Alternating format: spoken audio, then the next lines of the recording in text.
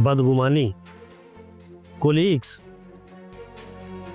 तू ये कभी मत भूलना कि मैं बट साहब का भतीजा हूँ, हकीकी भतीजा। और तू भी ये कभी मत भूलिए अयाज कि मैं बट साहब का मुलाजिम हूँ, वफादार और हकीकी मुलाजिम। इंसार, ये तो वक्त ही बताएगा कौन क्या है और किसकी कितनी हैसियत है। मुझे अपनी हैसियत का बखूबी इल्म है और कभी भूलूंगा भी नहीं, मगर तुम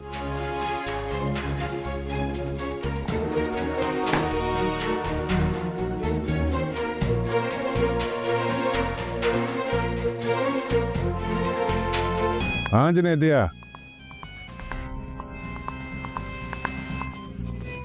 मुझे इत्तला मिली थी तेरी उधर से भी ट्रांसफर हो गई।